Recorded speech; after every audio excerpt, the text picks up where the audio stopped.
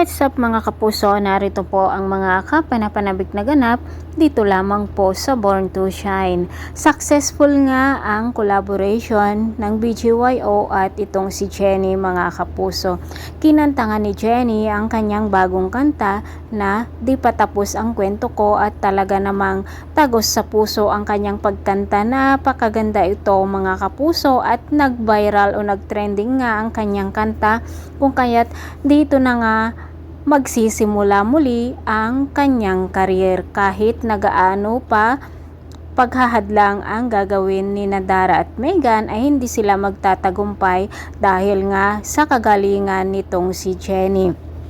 Dahil nga sa pangyayaring ito mga kapuso, ang Engrande Music ay ipa-fast track na nga nila itong si Jenny para sa kanyang album kung kaya't tuwang-tuwa si Vanna na ibinalita ang tungkol dito kila Jenny at agad nga siyang pumunta dito sa kanilang bahay. Samantala mga kapuso, hindi rin tumitigil sa pag-aaway sina Megan at Nancy dahil nga dito kay Jenny na laging pinapanood ni Nancy at Juna. Dahil sinabi nga ni Nancy na mag-quit na lamang siya sa Yumi at sinabi nga ni Megan na hindi siya kawalan kahit na umalis na nga siya dito.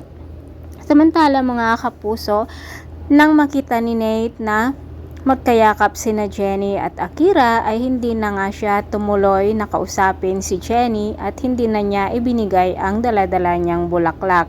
Nagseselos nga si Nate dito sa kanyang nakita. Ang mga kaibigan naman o ang mga kasamahan ni Akira sa BGYO ay talagang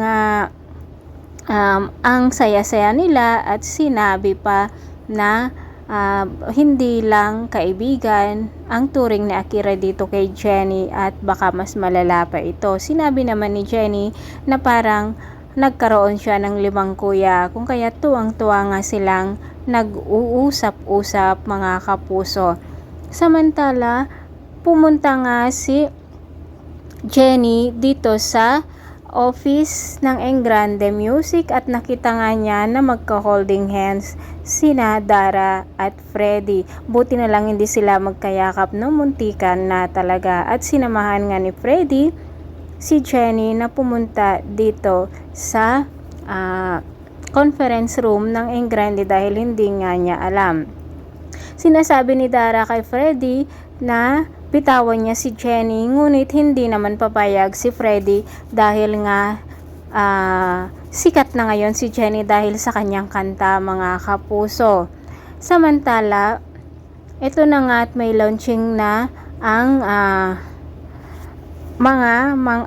may launching sina Jenny pati na rin Yumi at Nexie at habang nagpo-photoshoot si Jenny ay inagawan ni Megan ng eksena at napahiya nga po si Megan dito mga kapuso.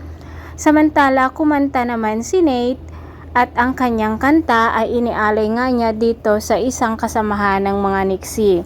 Nakita nga ni Jenny ang pangyayaring ito at nagselos nga rin si Jenny. Nako, ano ba tong nangyayari ngayon? Selosan ng bawat isa ang nagaganap. O diba mga kapuso, nahalata nga ni Akira ang naramdaman nitong si Jenny.